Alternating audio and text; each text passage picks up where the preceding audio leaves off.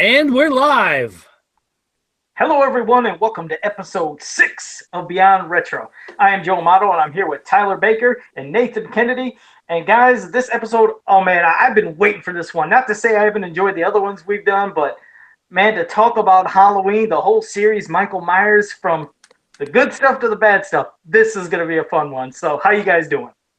I'm not looking forward to talking to the bad stuff, man. I mean, We got to do it. We got to do it. I'm about as deflated as a cheap whoopee cushion from the Dollar Tree, man. I mean, Well, you know what? I think we can all agree. There's something that probably we all are going to think are bad stuff, but then there might be things that me and Nathan might like that Tyler might hate, and vice versa. So it'll be interesting. That's pretty much going to be you two defending all the sequels after 2, and I'm just going to sit back and I've got a box of Playboys in the other room. I can kind of I haven't looked at in a while. So while you guys are praising Part 5, I can look at who was the centerfold for February 2012. All right. So what's up, Nathan? How you doing, man? I wish I could say I was doing well, but I spent most of my week watching the bad parts of this franchise. Okay. Yeah.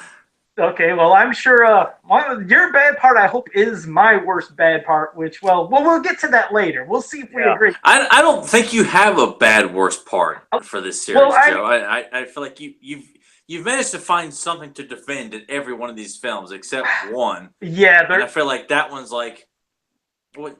Yeah, that kind of goes without saying, but I don't know. I'll just let it speak for itself here. Well, all right. Well, while you take a break, Tyler, well, I'm going to have Nathan start off in his thoughts of, when he first experienced Halloween. But before that, we're going to save something to the end of the episode because there's something special we want to tell you guys to watch after the show. We don't want to say it now because you guys might have forgot about it. We don't want you getting giddy. So when the show's over, there's something that everybody's going to have to check out because today is a special day for something. And I wanted to say hello to JSP in the chat room and Grim Dagon. They're both in the chat room. Thanks for joining us. And JSP is already saying, hey, don't sell part 3 short. We'll get to that, JSP. Don't you worry, brother. We're gonna hit up on part 3. Not saying that's a hot mess or anything, but well, go ahead. Nathan, why don't you start off? Your first experience with the whole Halloween franchise.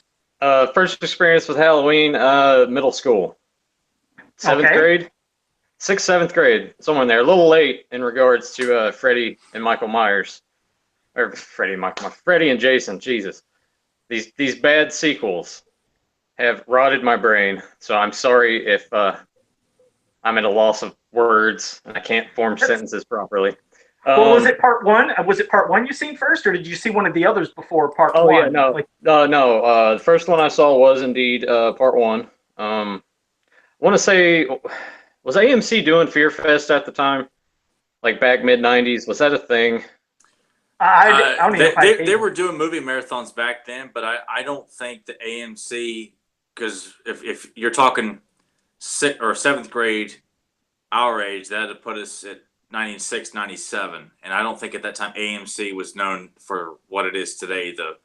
I think they were playing like older movies, kind of like Turner Classic, and not really focusing so much on the movie marathons, at least at that time. Yeah, well, I saw it on cable. I don't know what channel it was. I couldn't even tell you like the time of year. It may not even been around Halloween when I saw it, but one of those movies, hearing about like. Kind of the same way with Freddy and Jason.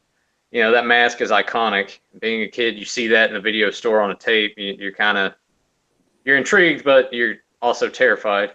But watching it then was after I kind of came to that epiphany of like, hey, horror films aren't as scary as I thought they were when I was 5. So check that out, and then kind of.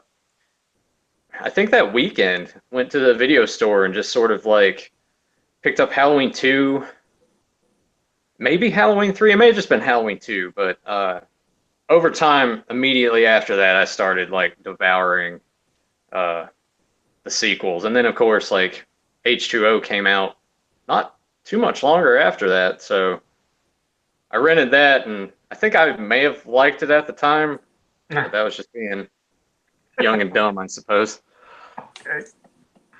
All right. Well, Tyler, what was your first experience with Halloween? Seeing it at the video store, at the same video store that I saw the majority of them, and the one that stuck out was the Halloween 2 box with the skull pumpkin motif.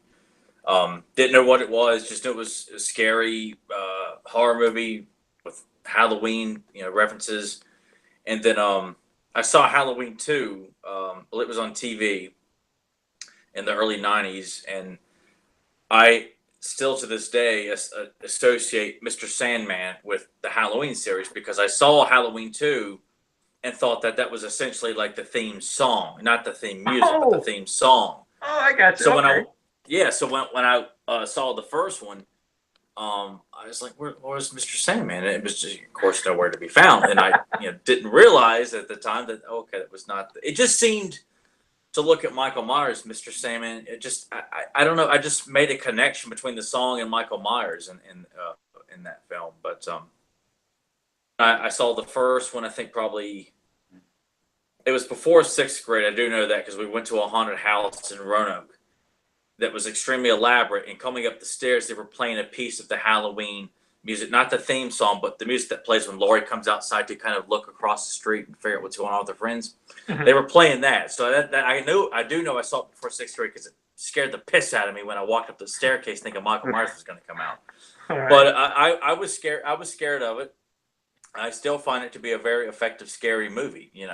Not near as traumatizing as Freddy Krueger was to me as a kid, but the music itself, I think it scared me more than Michael Myers himself. I think adding the music and Michael to it, it had more of an effect on me. But grew up, scared of the character, and then being dragged to see H2O in the theaters and kind of like, okay, it wasn't too bad, and then realized, what, man, that movie sucked. But it was like a gradual process, and seeing H2O, I think it was like a stepping stone to kind of getting over my initial fear of horror movies a lot at that time, because I'd seen a few on TV, as I've mentioned before in other podcasts. But it's a legendary series, and those first two, are immortal classics. It's kind of like it's hard to find things that hadn't been said about them because there've been documentaries done on these films and people talking about it, praising the hell out of them all over the internet. They're immortal, Yeah, and and then of course years later, when here comes the internet and all sorts of other articles, and you see all the behind the scenes stuff and what was really originally intended for the series. Not that it changes your perspective on the series in general, but you hear of what they were thinking and going to go towards at some point.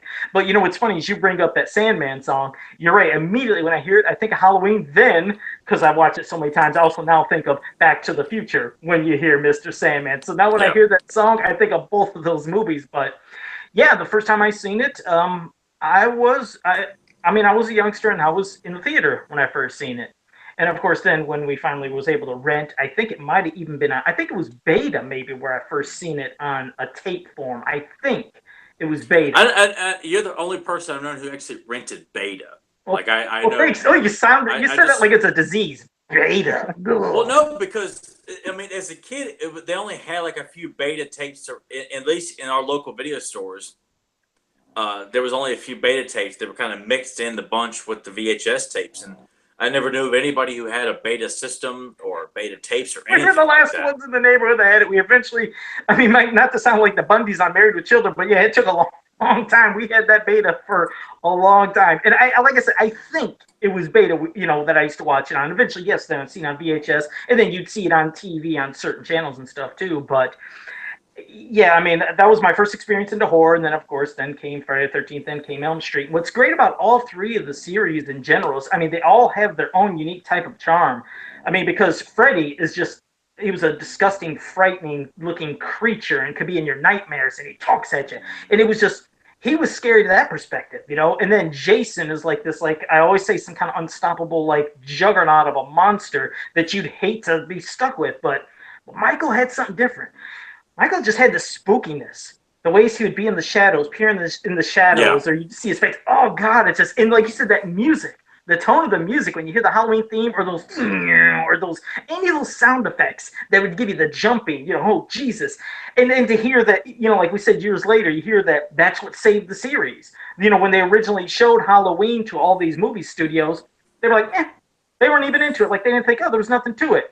But then I believe Carpenter went back and he did the ding, ding, ding, ding. He started adding the sound effects, the music, the theme, and they said it like brought life to this entire movie. It had the people that are watching it jumping, and they were like then into it. It brought an atmosphere to it as much as Michael Myers did. So that's why I say, I mean, is that music and the sound effects, but especially that Halloween score is as iconic to that series as obviously Michael is. It's like they have to go together. If you hear Halloween, you have to think of that. But I mean, yes, the original Halloween. It's like I said, who didn't love it? Who did get frightened? I mean, anytime it comes on TV, like I think they were doing the Fear Fest, and I think Fear Fest had it, or it was Sci-Fi or one of them channels just recently. And even if you have it on DVD, you have it on Blu-ray, you still want to watch it. And yeah, I love watching it every time. And then knowing that they did special different scenes for, I think, the televised version for 1 and 2 that were like a couple different scenes that weren't in the theaters. So, and again, things you don't really know except when you're a kid and you're watching one and then you're watching another. You're like, wait a second, I didn't see that. I didn't see that. When that wasn't in this one. So, yeah, my first experience was the first Halloween. And then, of course, led into all the others. And now we can just ramble into some of the others. But part 2, I mean, it goes right with part 1. You might as well say it just gels with it. I mean, it was the perfect story that went into it, and that's when you first found out that Laurie is Michael Myers' sister. Because in the first one, you weren't really under an impression of what's going on. You didn't know this, if I'm not mistaken. I can't remember if in the TV version or if that was for part 2. They let the cat out of the bag about sister. I know that in the second one they said it, but which version? Was it part 1 or 2 where they had that scene where they showed Loomis at a school on the board? That's 2. That was part 2. Okay. So I guess, 2, we find out the whole sister aspect. But let me ask both of you guys, like as a youngster and a teenager and a young man, I appreciated that, but it seems so, the whole mentality, like the motivation for Michael wanting to kill his family, that will unfortunately get explored more in later incarnations of the series. But not that it ruins the film by any means, but I've always just kind of felt like I know John Carpenter, equates that decision with a lot of drinking and just desperate to come up with something to add an extra punch to the script that he was told to fix. But it just, you kind of feel like, he's finds out after all this time that he has a sister. And of course you see in like these flashbacks, like Jamie, these characters visiting Michael in a sanitarium. But you just kind of feel like, what is the motivation to kill his sister?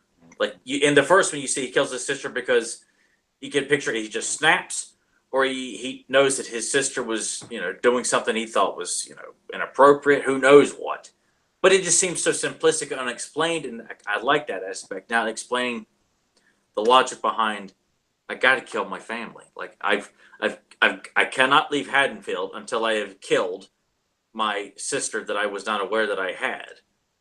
Do you guys? Or is it thinking too much about it? I mean, I could let Nathan go. I'll give you my impression after Nathan, but go ahead, Nathan. I mean, it doesn't bother me. It was never a thing that really bothered me. I think it adds kind of, I don't know,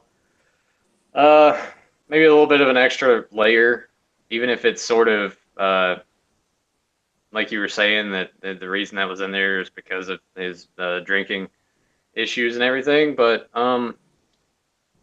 no, it doesn't really bother me. I mean, because if you start to really overthink things in most of these films, it's all going to seem a little silly, right? Well, that's why I kind of like the simplicity of the motivation in the first one. He's just some guy that escapes and decides he's just targeted this group of girls as, I'm just going to kill them. I'm going to do an homage to my sister. And it was just like a ritual killing almost. The fact that he goes and gets the tombstone of his sister, Judith Myers, puts it in the house across the street, sets the bodies up perfectly. It's like this guy is just carrying out this, like, or like Loomis says, he's been waiting, 15 years, staring in her window, looking at nothing, up straight to this night, as if like this is what this guy's planning to do. He's going to come back to Haddonfield at some point and just commit, atrocities against humanity by just killing random people for no particular reason and then setting them up, for people to find. And I never. It's almost like what Nathan said. I mean, I never thought of it because as a kid, when you're growing up with it, you're going with it. You went from the one to the second. Like you said, if we start thinking about it, then picking things. But see, that's what I'm saying, because like I said, I love two. I absolutely love two. When I watch two, that whole story does not bother me, but it's finding the motive, because that is what's used in all the future sequels aside from part 3, is this ambition. I've got to kill anybody that's left in my family. And I went along with it. I went along with it for years. Like, I didn't question it, but it's just one of those things from the mindset of a serial killer. What is it? What is it about killing the remainders of your family that just, you can't rest in peace until you've slaughtered your father's sister's cousin's former roommate? I just liked it. I mean, I just ate it up. The thought of, like, he has to get his sister, and then here came part 4, and now he has a niece, and he has to kill her, and he wants to kill her. I mean, I can't tell you how many times I watched 4 and 5, and then at the end of 5, this damn guy with these boots in the whole movie. Me and my mom went crazy. We're like, who is this guy in the boots? Where it's clink, clink, and we kept waiting. Like, are they ever going to make 6? And it took, 5-6 years until we got part 6. And then we got the story, which they tried to explain of why everything was happening. And of course, even when I first seen that, I always felt like something seems off in this movie. I like it, but there's parts it's jumping weird. And of course, then years later, again, we find out that wasn't the original part 6. There was a whole different one but Donald Pleasance passing away, they just redid almost like an hour of the movie. They changed the whole story up. It's like, oh, well, that original one, that made sense. That went perfectly smooth. But, like when you're talking about, like, the stories and, like you said, for part 2, then yes, that's his sister that he's got to kill. But in the first one, you didn't know, because wasn't it originally set like, the Halloween in general? It was just going to be like a different story every time, like Halloween 3.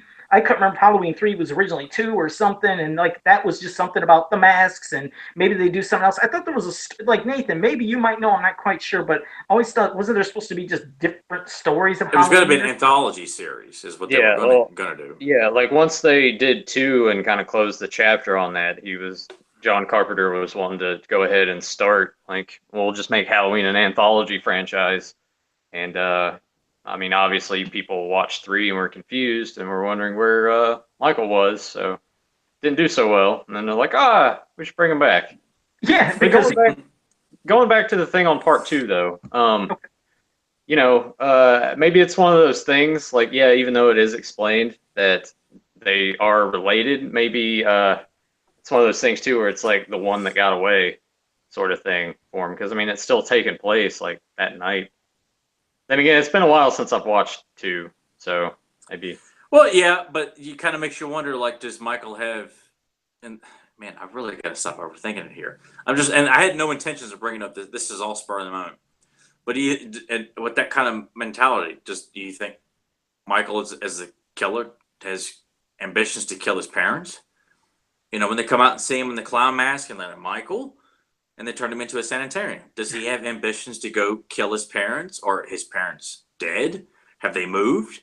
Do they completely, kick Michael out of the family? It's just one of those things where that's why the first one is so good, because there isn't a whole lot of explanation. You don't know why he's doing it. That's what makes it so scary. Yeah, maybe they both had a heart attack or had a car accident they never talked about. There's something that could have happened. But that it all comes back to sex. I bet Michael's mom was like trying to give, Michael's dad like some fornicating play while he's driving to a secluded hideaway. He gets too excited, veers off the side of the road and blows up or something. Hey, maybe that'll be the scene in the new one coming up. Well, maybe they'll explain. They'll explain what happened to Michael's parents. Yeah. There you go. But no, that's what I guess I enjoy about. Like I said, me, I'm a super Friday the 13th fan. I mean, I like Jason is my favorite horror character.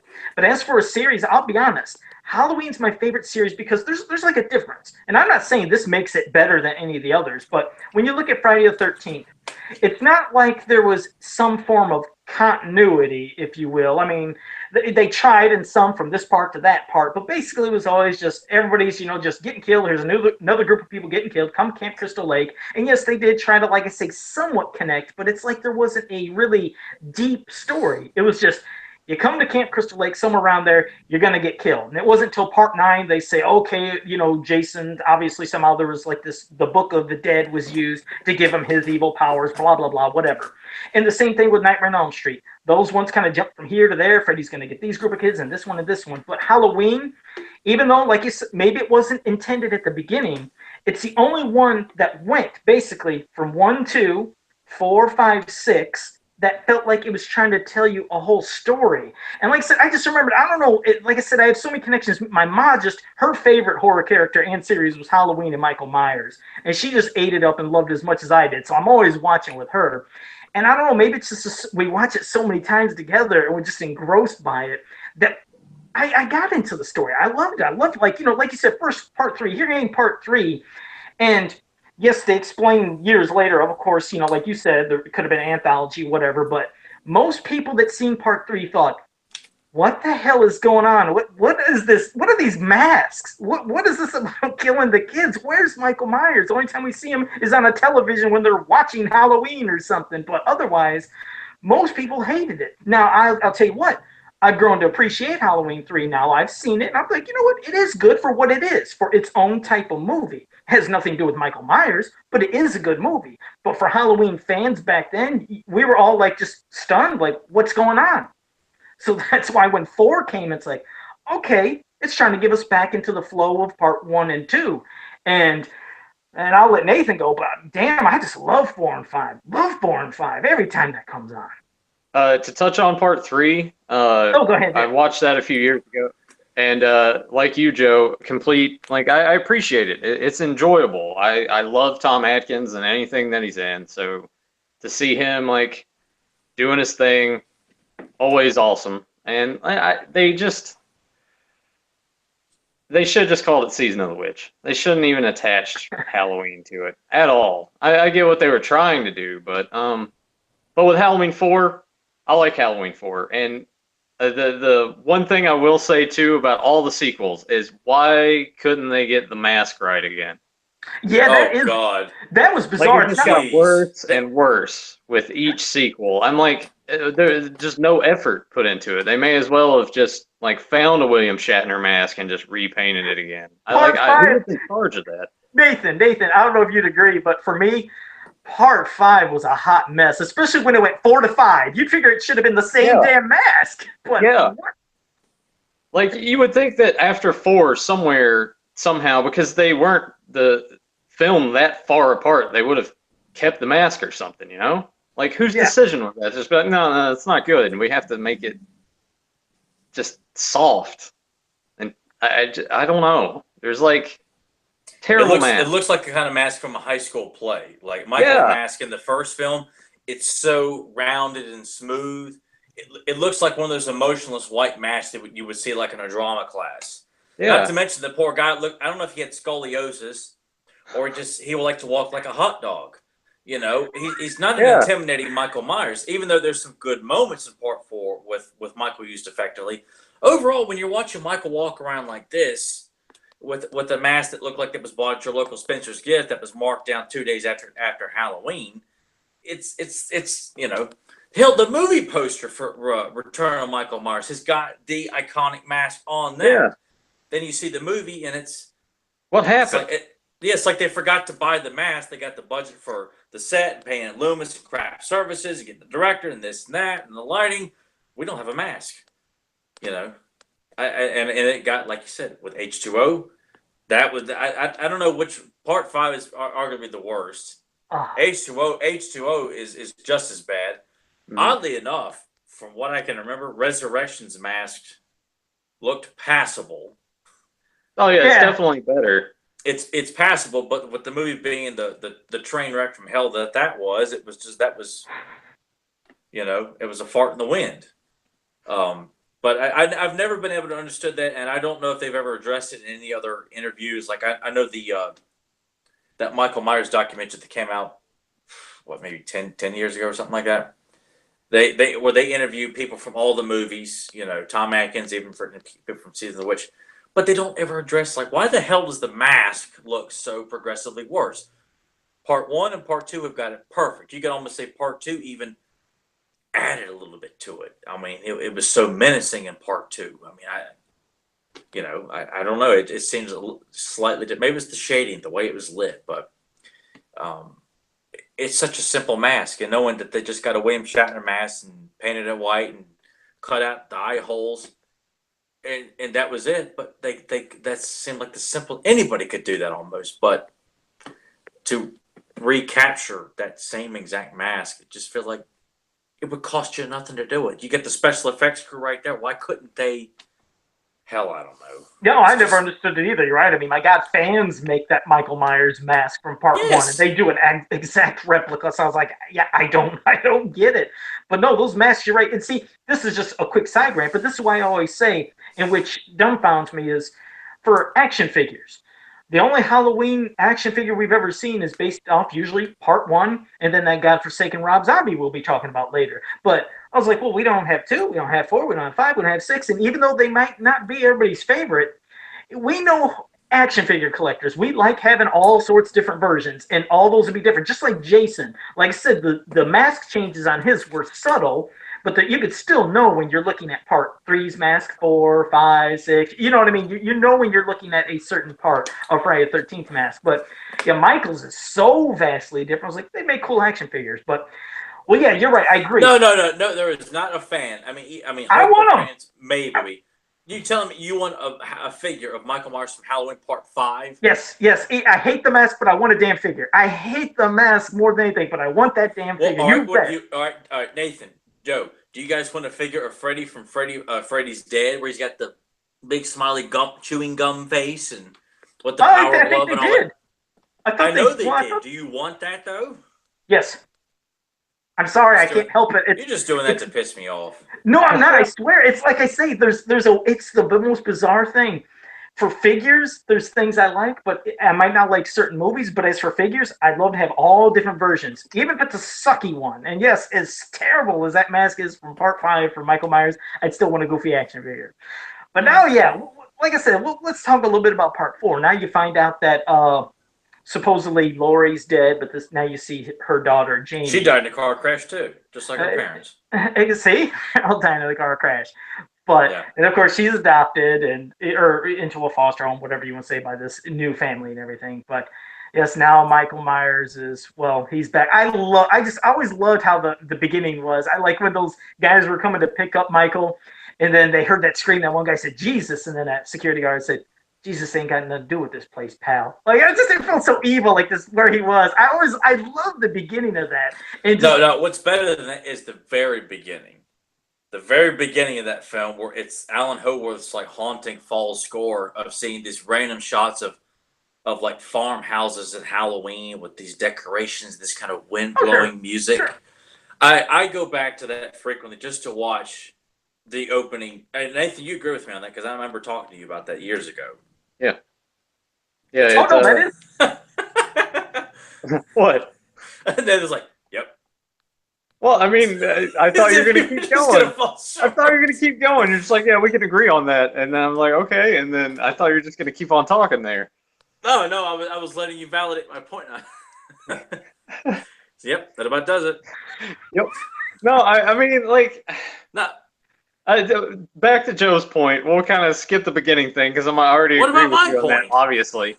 But back to Joe's point on, I can appreciate them trying to tell, like, even though it has missteps, obviously, but cohesive between 1, 2, 4, 5, and 6. It gets a little ham-fisted once you get into Part 5, and then Part 6, it's just, like, I like Part 6 better than Part 5, but man, like, they're just taking it places. And I can appreciate that to a certain extent, but I can see where it turned a lot of people off. No, and yeah, because, the thing is that I'll agree. I've always said sometimes I like a person being evil just to be evil. Like, sometimes, you feel like you give it origin. It's like, oh, man. But for whatever reason, it just seemed like it worked. And especially finding out the evil behind of what made Michael, at least what led up to it. Like I said, it wasn't probably planned in the beginning, but what got there, once it got to that point, I was like, I kind of like that. I sure the hell like it better than him coming from the poor white trash family getting picked on, and his mother's a stripper, and then the father's dead, but here's a stepfather, and he gets picked on in school. It's like, okay, let's not white trash it up, please. That's what drove me nuts about the Rob Zombie ones, which I'll get to later. Oh, but yeah. At least, Definitely getting yeah, but those. at least. Yeah, but the 4, and then when it hit 5, 6, and with this kind of like curse aspect, I kind of liked it. I mean, 4, was good, and I like Jamie. The girl who played Jamie. She just, such a good job. She was such a believable little actress. And I'm sure there was some parts like when she was like, it's gonna be okay. You're gonna be okay. Like I know, okay, what little 8, 9-year-old kid is gonna say that to themselves when they're by a tree after kids are picking on them? But still, the rest of her whole entire performance, I thought she did fantastic. She was such a believable little character. But yeah, it's like everybody that's in the movie, it's people that you're kind of, like knowing. It's not like you really didn't care about half of them. Like some of the movies you don't really care about, some of these side characters that are in there. It's like everybody was in it, like I said, you're into the movie. And what about Brady? Didn't you care about Brady? Wasn't Brady was part of Jesus, she just had me like had he was in like Susan the Witch, Oh right? yeah, Brady. Okay, yeah, no, the punk. No, okay, yeah, he cheated. Yeah, he was cheating on Lori, oh my God, I said her name wrong. What the hell was her name? What was Jamie's older sister? Wasn't it Lori? Because I'm saying Lori, but was it Lori? Wait, let me see. No, there's Tina is part 5. I'm gonna say Lori. I don't even care if I'm wrong. People, if I'm wrong, you guys can correct me. But I thought it was Lori. Yeah, I believe it is Lori. But no, yeah, but Brady, he all he wants is to get some. That's all he's wanting to get, and so he goes to between the two, you got the sheriff's hot daughter working. Yeah, you go to the sheriff's hot daughter. So he tries to redeem himself at the end, then of protecting them. But of course, then he basically gets the thumb into the socket of the side of his thumb in the face. Yeah, he gets that. So it's like, because at first you're like, oh, well, I can understand, what he's doing. That they try to make him a dick character, but then he tries to redeem himself. It's like, yeah, okay. But then when he got killed, I guess you're right. It's like, kill him. Right, I guess just kill him. But no, the whole little. And he's got some awesome hair in that movie. All the guys in it are like the guys that Brady's hanging out with in the drugstore. Like that one guy who's like, "Time's got to be primo." It's like, man, I love that guy's hair. Because I love when the girl looks. He goes up because he's going to ask her out. She just looked at him before he even talked. She said, "Fuck off, Wade." She didn't even give him a chance. But I like those kind of moments in the movie. Like those were fun. Just watching kids being kids. Everyone's. Guys they're walking hard-ons, looking for a hole and trying to see them be successful at it and stuff like that. So yep, and then you have, like I said, I'm not gonna forget Loomis. You got to bring up Loomis when he came back. I tell you, damned I love some Loomis. Loomis to me is as much Halloween as Michael Myers is. It's because in how I always seen him growing up, it's like the yin yang, the good and evil. Where there's the evil Michael, there's the good Loomis, and Loomis ain't scared of Michael. Loomis is always going to try to confront Michael. In some cases, try to help him and understand him. I mean, he is so damn important to that series, and that's why I hate what happened to his type of character in the Rob Zombie version. Because Loomis. Man, I mean, I always were like, go ahead, Loomis, go. It was so cool. Like, like when you even think about part 5, when he's talking with Michael in the house, when, Michael's looking upstairs trying to see Jamie, he's like, no, she's not, she's down here. And then he's like, come with me, I'll take you to her. And then, he's with the knife, he's going to get that. Loomis ain't scared. I just like how damn brave Loomis was, because usually, how it is when you're a kid watching these movies and somebody gets by the horror character, you're scared as, oh my God, they're going to kill Michael's going to kill him. But Loomis is like, oh my God, he's by him. He's not even walking away. There's something so, I don't know, engrossing about that damn character. I don't know if it's just me, but damn did I love some Loomis. I think it's just the way Donald Pleasance was, just his presence. The way he spoke and I don't know, like an incredible actor. And that's kind of a shame to. Oh, wait, I'm sorry. I didn't mean to interrupt you if I want to say one thing. No, you're good. Thank you, Grim Dagon. It wasn't Lori. It was Rachel. He said Rachel's the name. Rachel. God, man. God, and I feel like an idiot that I forgot her name. I'm so sorry. But thank you, Grim. Yes, Rachel. I feel like such a dork. Yes, some Halloween fan I am. Somebody comes along and hears this podcast like, boy, these guys think they know stuff about horror. They don't know shit. They're good. I feel like I take great pride. Like I knew Brady's name, the douchebag boyfriend, but I didn't know Rachel's name for some reason.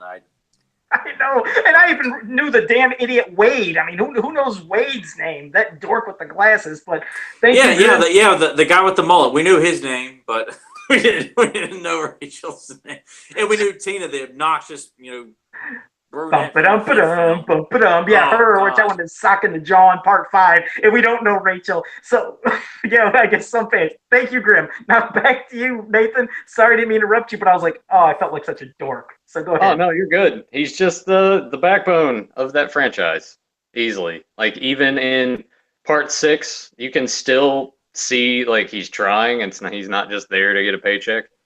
Um, I don't even Agreed. know. Man, No, agreed. these Rob Zombie movies. I'm sorry, guys. I know we're gonna get to them. My We're brain's gonna. just fried from these. No, we'll get to them later. It's just I'm sorry. I'm just like stopping, and I'm just like, Well, that just kind of goes to show you, because like when Michael McDowell was cast, I'm like, oh, that's awesome. Like, he can make yeah, Loomis. I'm like, I can get behind that. I'm like, no, and I don't necessarily blame Malcolm. I blame Rob Zombie in the script, but it part of it. I felt like, given that the sequels, some people love them, some people hate them. Loomis with Donald Pleasance being in all of them up to the H2O and Resurrection, of course. But he's the most likable part of all those films. Even if he's hamming it up and he's losing his mind, screaming and yelling, or he's being yelled at by Ivan Drago's manager from Rocky Four. Loomis, Loomis. And I love that scene. You guys probably don't even know what I'm talking about. The way No, he you're talking screams about at that. Yeah, I know Loomis. you're talking about that one doctor, the one that was typing out his name, and I think I couldn't remember who typed it out. But what always drove me nuts is like in part 2 with those extra scenes when we heard them say Michael's full name, Michael Audrey Myers, and I was like, oh, his middle name's Audrey. That's weird. And then here No came wonder he's pissed. yeah, and then here came, I think it was I think 5 again. I hope I don't screw it up again, some fan I am, but when they're typing his name out, they typed Michael, middle initial M, and then Myers. It's like, oh, M. I was like, wait, why'd you put M? We heard in part 2 it's Audrey. Millhouse. Yeah, Millhouse. Michael Millhouse Myers. Right. So that was something that used to always drive me nuts. I was like, well, I heard it in part 2. Why the hell is it putting an M there? But no, this is the thing, and I think we talked about it last week when we were talking about the whole Child's Play series, when we were saying that, like how Chucky started becoming funny. And then Tyler, you said, well, Freddy did it in a lot of the series. They seem like they kind of, in a way, kind of like, yucked it up, joked it up at some point. That's the one thing I never felt like I got out of the Halloweens all the way up to like 6. Part 7, I mean, H2O, if you will, 7, whatever. But in part 5, there's one part that drove me nuts that you could say kind of yucked it up. Do you remember when they showed the 2 cops that came to the house where Rachel was, when after Jamie had that vision and, like they had to go to the house and she was seeing a vision of something about Max and then Rachel, whatever. So the cops go there, check the whole house out, and then they come out and nothing was wrong. And when they're walking back, it's playing this like boom, boom, like this stupid clown music. Do you guys even remember that part? Oh, you remember that? What do you think, Nate? I hated that. Why? yeah. Why did they? The dude that directed part 5 was really weird anyway. He was nuts. Yeah, I imagine that was like partially his idea. But no, I remember watching part 5. The last time I actually watched part 5 was at Tyler's house. Gosh, that's the last time I watched it. Yeah, we were there with a few friends, and a couple of them, if I'm not mistaken, were like really, really into those sequels. And Tyler and we were apprehensive about it because we had seen it before and just kind of, yeah, whatever. But as we start watching it, we just kind of start tearing into it. Well, yeah, because I think we watched part 4 and 5, and I think at that point that's when I started laying into 4. I'm like, it's just not holding up as much as I used to love it in high school. And part 5, I'm like, unleash hell on this movie. Man, this movie sucks. And it was just like everybody was throwing bombs at this movie. I mean, nobody was having a good time, at least of being entertained by it. We were just trying to entertain ourselves by, like, good God, man. But I think they did. I think Matt and Jordan did like part 5. I think regardless if it's trying to maintain serious here, like it just fails. It fails to deliver on all expectations, everything, and there's just nothing fun about it. The characters aren't likable. You don't feel bad for anybody in it. you're just irritated by the cast. There's nothing suspenseful. Michael's not interesting. The story itself, I know Joe likes it, but it's just. Oh, damn, do I love it. Look, but even when you're telling me, it's like I at least like to think, okay, I can understand why you like it. But I don't. I don't feel that way about. You know what's weird? I don't know why you like that movie. Yeah, not to even want to sound like an old man. Like, if you had nostalgia attached to it, or if it was the same way like how I feel about Superman 4. There's nostalgia, but I also understand the behind the scenes problems that were going on with that movie. So I have a better appreciation for what the movie that we did get. Whereas with Halloween 5, I don't. I just, for me, I mean, okay, well, like, first we see how part 4 ended. Part 4, they shoot Michael with, so many gunshots and everything. You saw Myers. Yeah, and we don't see the whole throw the dynamite down a well thing. That was then shown in part 5, because we didn't see that at the end of part 4. But, when Jamie went up and touched Michael's hand, and then they said, get down! And, of course, then at the end when they get back to the house, Jamie then stabs her stepmother, her adopted mother, whatever you want to call her. Mom. Foster mom, thank you. I'm a moron with that stuff. See, I knew her name. I knew I knew it's foster mom, but I didn't know Rachel. Okay, well, so she stabs, and then you think, oh, God, is she going to be the new Michael? And then when part 5 came, you see that there's just some kind of weird connection, like, between them. I don't know if it was after the touch, but, she just has this connection with Michael Myers. But what was just so engrossing for part 5 with me, half the time it does come from just like I said, Loomis. I wanted to see what is he going to be able to accomplish? What is he trying to do? And then with this whole boots thing, when the first time that guy got off the bus and you've seen the boots, you hear the sound, kicks the dog as he walks, you're wondering, who the hell is this? At first you think, is that Michael? No, that can't be Michael. And then you see him walking up to a house again. And in fact, when Michael was coming to pick up, I think, Tina or something, when he was supposed to be Michael, her boyfriend Michael, remember, he's driving the car. As that car is there, you see the guy with the boots come up. So it was intriguing, but I'm telling you, it was when Dr. Loomis was talking with him and talking about this way of getting rid of the rage, and he had a whole plot, and of course he just wanted to trank him and stuff, but it was the first time you seen Michael stop. Like he was actually thinking about it, like he was thinking twice. Looking up, and like he almost let go of the knife. I remember me and my mom thought, there's like maybe a little humanity left in him. And of course, then he slashes Loomis. But the best part that we really loved was when Jamie goes upstairs and she basically traps herself in the attic, and you see all those candles and everything. And there is lying the casket. And of course, she sees Max. Max is killed, the dog. And you see, Jesus, Rachel. Almost lost the name again. Yeah, you see Rachel. But, Michael's coming up the stairs. She doesn't know what to do. She goes into that casket that Michael dug up from a grave, and she lays in it. And Michael's walking slowly over and looks, and he raises up that knife, and then she looks at him like frightened, and she says, "Uncle?" And then he like kind of shook for a second. And she said, "Boogeyman," and he stopped and lowered it, and she said, "Let me see." And he takes off his mask, and you see that tear, and I was like, oh my God, he's going to stop being evil. We kept thinking he's going to stop being evil. You're not making this a likable movie by everything you're reiterating here. I can't help it. I loved it. I love that part. But then the second she touches him, he snaps again, which is almost like with Loomis. Loomis is like making him almost think, and you think, well, Michael stop being evil. But the second he touches, Michael snaps. The same thing with Jamie and Michael. You think he's going to maybe somehow something redeemable good happen with him, but then before he gets touched, he snaps. Which then led into the whole thing into part 6. Because when part 6 came out, which took forever to get to, sure, I enjoyed it. I like part 6. I liked, hey, they're kind of explaining something about this whole Curse of the Thorn. Now we're, because we've seen, like I said, that little symbol on his wrist. Now they're explaining more about it. And I remember I enjoyed it, but I always thought, it feels so weird. It felt like parts would jump and parts didn't make sense. I never knew nothing about it. And then you could fast forward maybe 6 years later. I've said the story before. I'll say it again. I was at my local Toledo sports arena. This was before the internet and everything. And they had, come buy electronics and TVs and get them at a cheap price. That whole crazy voice somebody does to make you go downtown. And I go there and I'm looking through movies, and I seen that sitting there. It said Halloween 6 or The Curse of Michael Myers, but something looked different. I was like, I'm turning it around on the back. And it had this whole description. It says like an hour different footage and was explaining something because it was a bootleg. And it was on VHS. I was like, I gotta buy this.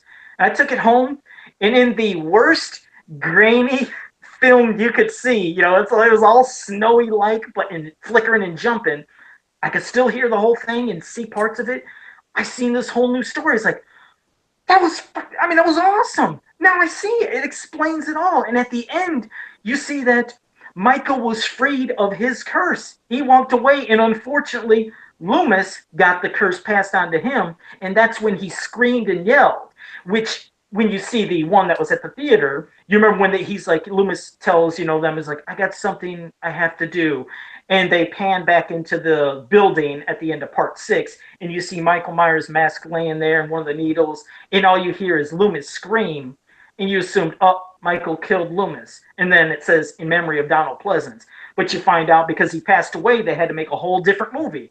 But if he didn't pass away, Michael was free of that curse. See, and I don't know, that's what I guess made me just enjoy 5 even more, was thinking I felt like they were touching on parts, like humanity there, that eventually led for him being freed of his curse, and that would have been the end of Halloween. But since it went in all the other different directions, we got that godforsaken part H2O, and we won't talk about Resurrection, but we will. But Nathan, I'll go to you. I didn't mean to make it long-winded, but I just had to give my whole thing to that. No, the one last thing I'll say about part 5 is I don't care much for the movie. I like the stuff that you were talking about is like, I don't know, it's an interesting idea and premise, but as you're watching the movie, at least for me, I don't know if Tyler would agree, but the just the premonitions, like it's cool in theory, but just the way that she reacts and the way that everyone reacts around her, it really just grinds you down. That by the time you get to the end of it, you're just like, all right, finally, it's over. But with part 6, I watched the producer's cut, the bootleg that you'd gotten that they cleaned up and put on Blu-ray, and that was the first time that I had seen it. And I watched this earlier this week. I still got to get that because I'll just let you know I still haven't seen it in clear vision. I only still have I still have just my VHS with that horrible fuzzy. I've never seen the clean new version, so that must have been cool to see. Yeah, no, it's nice that I think the story with the movie is cooler than probably anything in the entire series. Just to go from, we had this, and then the fans got together and unearthed or found all this footage, and someone like pieced it all together and everything, and it finally got its due, and they found the print to, we can clean this up and put it on Blu-ray. But I watched the theatrical version of this a couple years back, so I haven't been able to really compare the two. I didn't hate part 6 when I first watched it a couple of years ago. Just a lot of quick cuts, that whole MTV mid-90s style.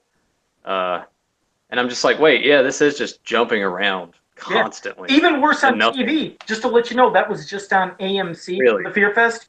Wow, they were cutting parts. Like, they would go to a commercial, but then when it came back, it was jumping past something else. I was like, oh my God, not only are we seeing the version that is just confusing, but now you're even cutting out other parts, which makes it extra confusing. So that would not have a ton of fans of that part 6, at least the theatrical version, especially seeing that on TV. It's horrible. Yeah, you're right. It's horrible.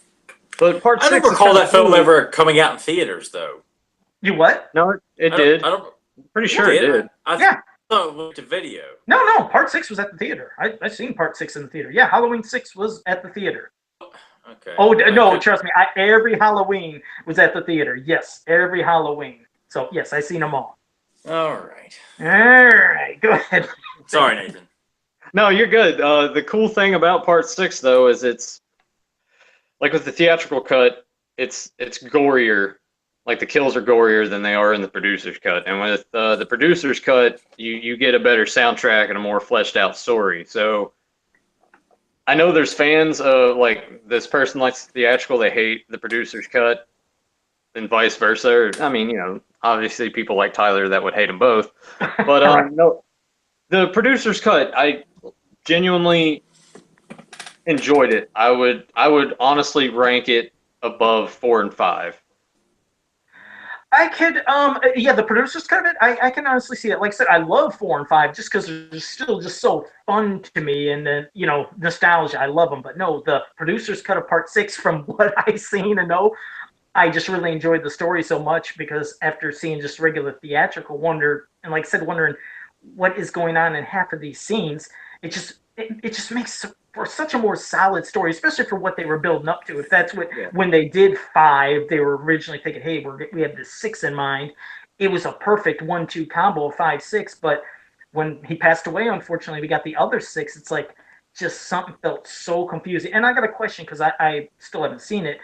Is that 6 that you've seen on Blu-ray? Is it pretty watchable? I mean, is it clear and clean, or is it still? Oh yeah, no. They found like the original 35 millimeter print of the footage that they had, and so it's clean. There's no like obvious like, oh, okay, well this is from the theatrical cut, and then here's the extra scenes. No, it flows and it all looks crisp and clean. You should. I'm surprised that you don't have that. The reason I don't have a lot of stuff. No, I don't, unfortunately. Like I said, the reason with that, I think it came to the money because when it first came out, I thought it came out in that gigantic box set of Halloween. Yeah, it did. Yeah, and I was like, it did, but then they released it separately because when I got my copy of it, I didn't know that. Yeah, I think I paid like $8 for it at Walmart. So well, damn, now I got to go look for it. I had no clue. I thought I'd have to get that $80 box set, and I was like, well, thanks for saying that because now I'll have to go get it. But it's funny when we go back to talking about 6 again. Since they had to redo the whole movie and make these different scenes and try to like implement original footage with new footage that didn't make sense. One part that I always hated that seems so stupid, and now you see why, was in the theatrical version. You remember when they're at the hospital towards the end, and you see Dr. Wynn and all his doctors, they're showing some new, kind of procedures, new medical breakthroughs, and they're supposed to be, operating or doing something with somebody. And then you see Michael walking through the hallway, and eventually he picks up, which looks like a kind of a machete, in a way. It felt like, hey, he's got Jason's weapon. But no, it looked like he picked up a machete. Next scene, he goes into that room and starts slaughtering them all, which you assume he also killed Dr. Wynn, the guy that's supposed to be protecting him for all these years and building up. It's like, I remember when I did first see, I was like, why did he kill him? Isn't this the guy that's supposed to have been protecting him? But now that you've seen they had to redo the story, they just made something that made no sense because obviously in the uncut version, he didn't die. He didn't get killed by Michael. It didn't happen. So it just shows how, wow. I mean, just such a, for anybody out there, if you've never seen this uncut one, believe me, see that one. Well, first, if you want, watch the theatrical part 6, watch the uncut, and you'd never really want to watch that other one again. You don't want to see the theatrical one. It was that bad. But it's interesting to watch them back to back, though. Like if you do that, I didn't get the time to go back and watch the theatrical cut, but I kind of want to now, just so I can see like just all of the differences. But when I was watching the producer's cut, I'm just sitting there like, yeah, I really don't remember this. I seem to remember the story going in a completely different way. It just makes it weird. Like one other thing, Nathan, I don't know if you remember, is something as simple and stupid as this. You remember when the idiots, because I'll agree, they had people that you wanted to die, like the father of that movie, Okay. You remember when he was going down into the basement. Before he went to the basement, the lights went out. So he goes down to the basement with his flashlight, whatever the hell it is, and he sees all the power. It's like, all the power's been cut. And he's confused, wondering, how is the washer running? I thought the same thing. I was like, okay, if all the power has been cut, how the hell is the washer? I don't understand. What are you guys trying to tell me? It's just stupid. It felt like it was such a dumb part to the movie that wasn't needed. It just was confusing. I mean, did you get that? I don't know. For some reason, stupid part drove me nuts. Yeah, not only that, but like when he's also electrocuting him too, like he's standing in water. So you would think that would be like sort of, that none of that made sense. And Joe, I guess I want to ask you too about the runes. Okay. I mean, like, interesting enough in theory, and it's cool when Tommy Doyle, who is played by Paul Rudd, and I guess like one of his first movies. So. Yeah. I think it even said in introducing Paul Rudd. So every time I see him in other movies, like, hey, he was in Halloween 6. But yeah, go ahead. No, just how did you feel about that? Like when he's explaining and everything, I'm like, all right, we're fleshing this out, we're establishing Thorn. But then when you get towards the end of the movie, and he's just like, wait, I figured it out, and he makes like this little rock circle, and it kind of like stops him because you have this opposite rune that will like take effect. Real quick, first I want to ask you, did you see I think you just said it, but as Tyler knows, my mind goes quick within a fucking second. Did you see the producer's cut or the theatrical version first? Well, I saw the theatrical version first a couple years ago, and then watched the producer's cut for the first time. Okay. A few days ago. The reason I found that so intriguing, again, this is going by somebody that's seen it on a very fuzzy copy, but I watched the other 6 so many times that I remembered he's explaining the whole theory about these runes. You remember when he was in his room and then showing it to the girl and talking, and I was intrigued. And then, as you've seen, we never got anything about that in the theatrical version. So I always felt wondering, what was this all about? So then here came the producer's cut that I got. And seeing it in fuzzy version, I found it kind of intriguing because I was like, oh my God, he made a circle and Michael stopped it. Like it canceled all his power. For me, it freaked me out thinking, okay, now this whole curse, they're talking about thorns, like a certain time of, when it comes, when the moons and all this horse nuts shit or whatever. Either way, I was thinking, hey, they're explaining that it canceled out his power. He can't move, whatever. For me, found it fascinating because it was something so different that I was always wondering because the other version never explained it. And while, like you said, it could be a little ham-fisted, it still gave somewhat of an explanation. I thought it was kind of cool. But you know what? Maybe I'll be able to either appreciate or not appreciate it as much when I finally see it clear because I still have been going by my damn VHS for the past 20-some years. And it's terrible. Joe. Yeah, I know, me and my ancient technology. So I didn't mean to keep ranting, but You and your beta tape. Yeah, no, well, this one has via VHS, but now I know Tyler. He might not be a super fan of Part 6, and we have ran with this so much. Tyler, what do you have to say about Part 6? Much at all? Like what? Don't like it. Didn't like it. Haven't liked it, and it's really about it. I mean, I saw it several times on VHS because my brother rented it a lot, and I sat through it a few times, and it just was. I found it to be boring, uninteresting. Didn't care for this whole storyline of this cult kind of thing that they had going with it. It was such a forgettable movie to me. I just didn't like it. I just was not a fan of what they were trying to do, and I thought it looked cheap. I thought it just didn't look like it was.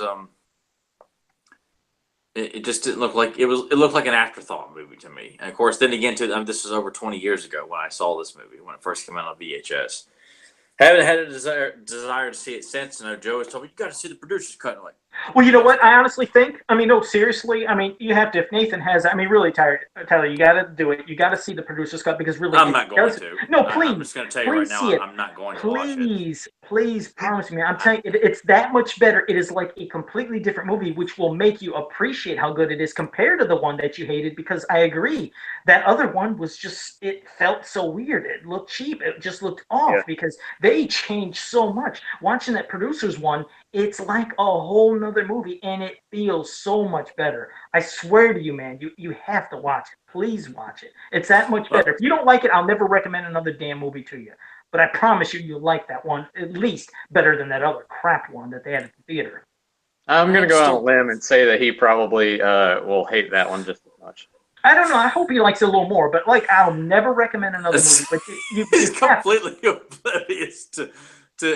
I mean, I figured Joe has talked to me long enough to know what movies I'm going to like and what movies I'm not going to like. Nathan ought to know. There's been a few occasions where Nathan is surprised that I like something he thought I was going to hate and vice versa. But you'll like it better than the damn theatrical one. I don't like the direction that they're going. If I didn't like 5, the direction they're heading in, do you think I'm going to like Part 6? No, I just mean how you said you thought it looked cheap. Trust me, the other version does not. Well, that's just one of my complaints about it. Like I just didn't like the whole thing in general. I don't like this whole, mystical aspect of Michael Myers. I'm like, I don't.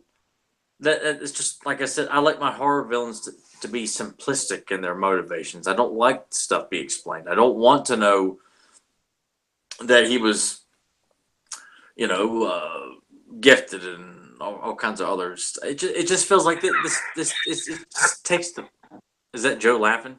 Yeah. I'm sorry. I can't help it. No, It was like this squeaky noise, like. I couldn't catch my breath.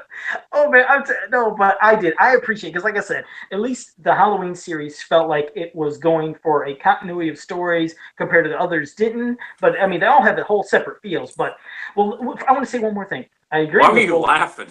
I like watching you rant about just how much you hate something, but you gotta give it a chance. But now I'm gonna go to part No, 5 I'm not again. going to give it a chance. I'm being honest with you there, Joe. I'm not going to do it. Nathan, I want you to take him. I want you to strap him to a chair. It'll be like Clockwork Orange. I'll make That's sure his right. eyes are open and he can't move. And I'll make him watch. Make him watch it. But I will agree. Part 5, all the characters were hateable. I mean, not likable. I did not like Teen. I mean, from when she started. What about the little kid that had a thing for Jamie? These are for you, Jamie. Billy? No, even Billy. Yeah, how come that storyline didn't go anywhere? God, I can't believe it. I even know Billy's name. I didn't know Rachel. I know stupid Rachel. little Billy's. But I know. When we promote this podcast, we're like, hey, does anyone know what this girl's name is? Find out this week's podcast. You want to know? Because we sure as hell don't. No, these other damn side characters and don't know his.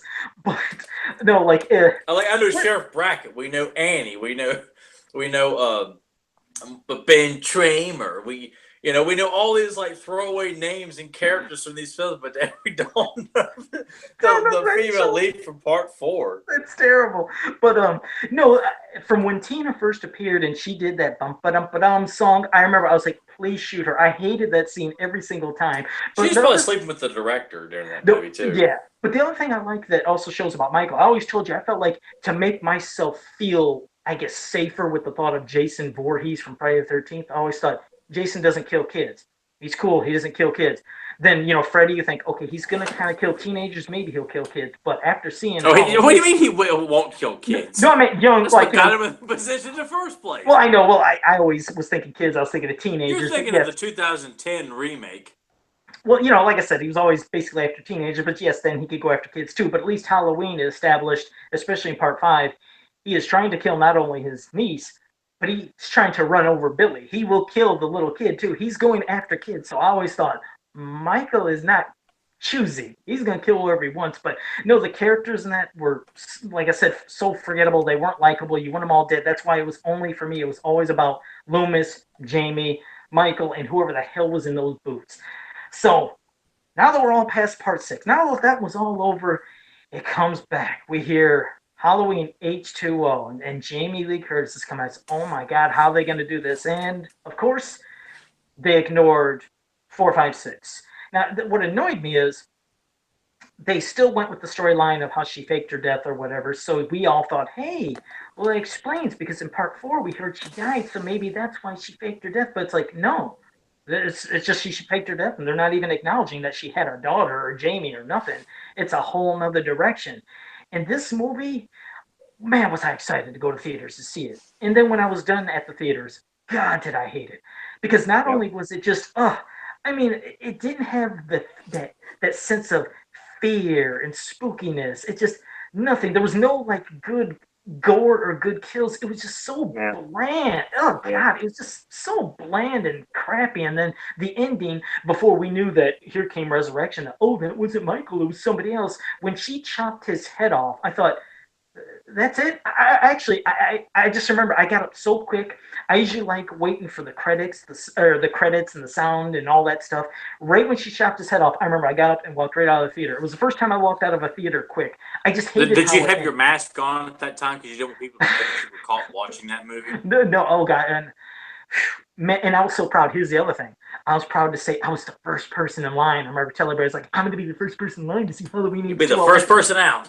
And I was the first person in line. Got the tickets. I was so excited. Sit down, watched it. Got my ass right out of there. I was like, so disappointed. I mean, I really don't even want to expand on how bad it was in my spot, but Tyler or Nathan, one of you, go ahead, because boy, that disappointed me. Tyler, you want to go first? I in the theaters, I enjoyed it. I remember my dad and my brother, we all went back to see it, I think 2 or 3 times. Hearing the Halloween theme played in the theater was creepy as hell to me at the time. I remember I was scared to go see it because I was such a pussy back then over horror movies. But it came to video. I was like, oh, it's all right. And then it like with so many movies, you start to realize, you know what, this movie's not as good. And then it gets worse and worse and worse and worse. And I mean, it's one of those things too where I mean, from everything from Michael's look and his mask to the music in the movie, it was just like everything was a product of Scream with the name Halloween attached to it and Jamie Lee Curtis in it. It was made by Dimension, who did Part Six and who did the Scream films. You know, it was a product of that time of horror movie making. And it just I'm sure it has a fan base. Every crummy movie in a series has got a fan base. I'm sure there are fans of Batman and Robin. You know, for a variety of reasons. I'm sure the HTO has got a fan base as well, but it just there's nothing scary about it. Another cast of unlikable people that they're just there. Not saying they're despicable, but they're just there. This is one of Josh Hartnett's first films, and what the hell was up with his hair too in that movie? Like, what kind of hair? it's like sticks out to the side here, and like he's the cool disheveled prep school kid, and you got LL Cool J in there, of course, at the time. Like, oh man, it's cool. LL Cool J talking about melons and breasts in his smutty book, and his wife's like, "Oh no, you didn't." And it's great because he's likable. To LL Cool J, like, no, he sucks. He can't act. He's got no business being in this movie, and anything else for that matter. And even though I like his music, but it's a very forgettable movie. I think at that time, I remember it was exciting to see Halloween back in theaters and a new movie. But I think it's just like with so many of the sequels, man. They're all, like certain ones in Friday the 13th, Nightmare on Elm Street. You hear fans mention particular sequels on a consistent basis. Like there's a fan base for Part 3 because you got Shelley in the Birth of the Mask. You got Dream Warriors, which could be argued is the bigger favorite than the first film. With the Halloween films, I mean, people love one, goes out saying. I think there's obviously a big fan base for Part 2. Season of the Witch has come around and developed quite a cult fan following as well. But I don't hear people talk about, oh man, H2O.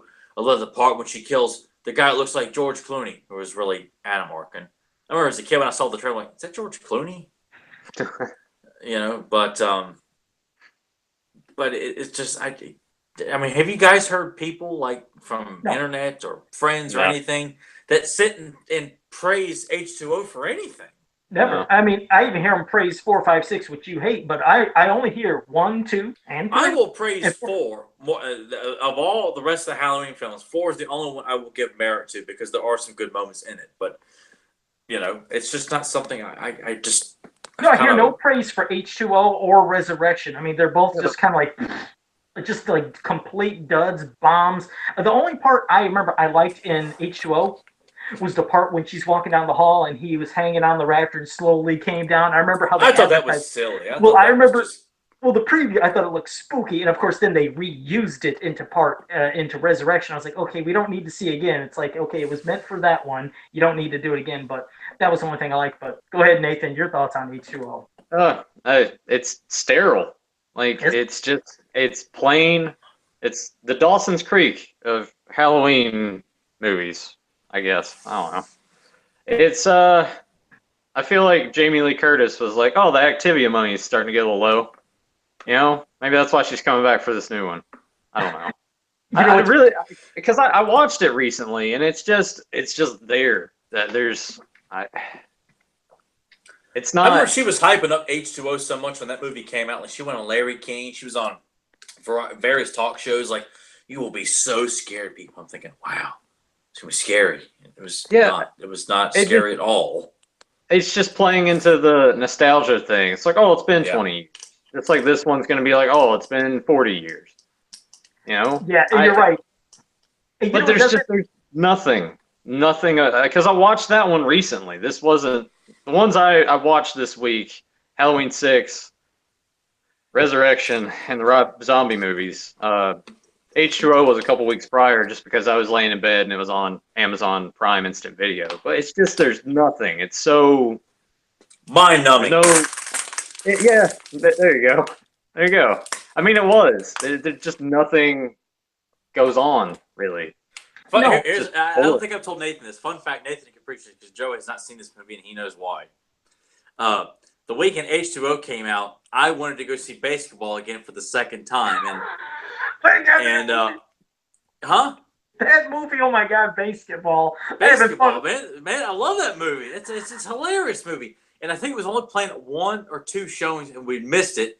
So I had to go see H2O because Basketball, I had missed the afternoon showing for that. So that's the reason why I saw H2O, because I didn't get to see Basketball a second time. Yeah, that's interesting. Wow. Yeah. You know, I was gonna say one quick thing. I can't believe you've heard of that because you don't like South Park. You've never watched South Park.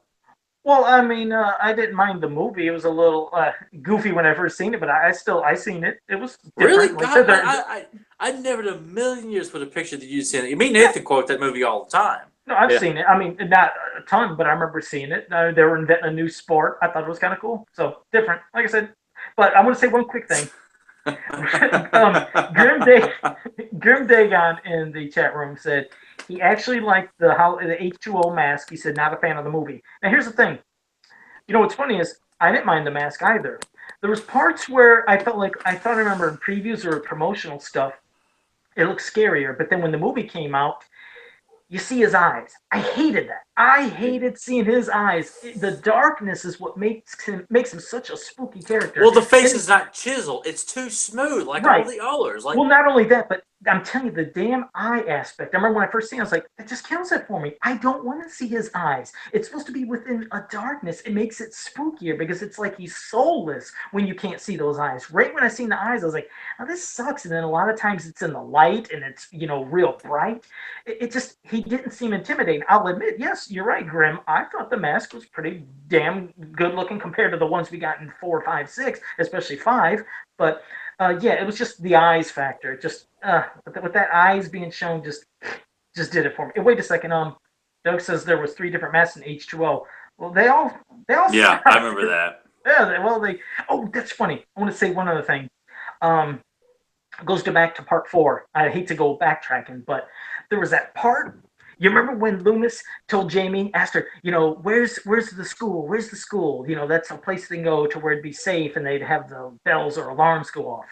And they go into the school, and right as they go in, Loomis is like attacked by Michael real quick, like hit and knocked into something.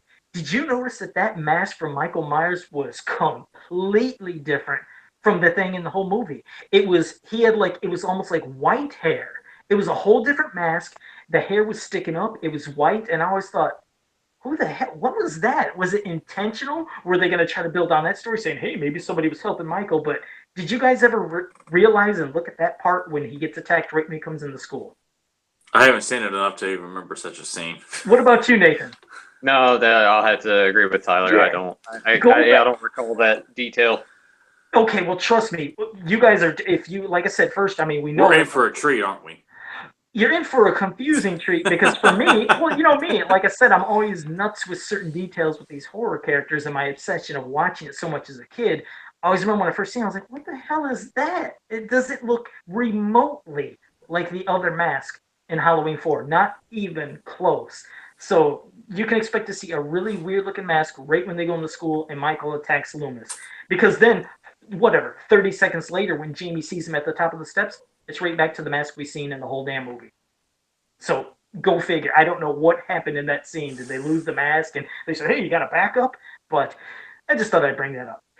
But, oh, wait, Grim Dagon, they said somebody grabbed the wrong mask and nobody ever caught it. I don't know if he's serious about that, but if it's true, that would be, he said it was an unfinished backup mask. Huh, well, that's weird. Well, thanks for saying that, Grim. I had no clue. So, well, yeah, pretty much the consensus, just H2O was an absolute mess, but then here came Resurrection. How could it get worse? How could it get worse? How could it possibly get...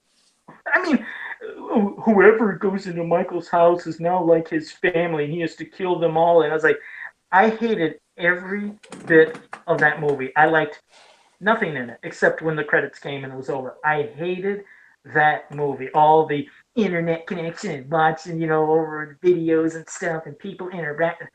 I don't even want to talk about the damn movie myself. You guys can talk about it if you would. When you're done, let me know. I hate Resurrection. Tyler and I saw this in theaters. Yeah, opening day. Yeah, pretty much as soon as it ended, we were just like, yep, all right, that sucked a lot. Um,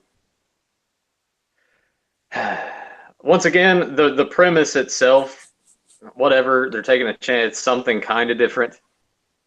I'll give it that. I'll give it that much credit. But whose idea was it? It's like, all right, Busta Rhymes, Tyra Banks, yeah, they can act. Well, let's just put them in the movie, and then just the dialogue, like H2O. No one talks about it really because it's neither good nor bad. It's just there. It exists.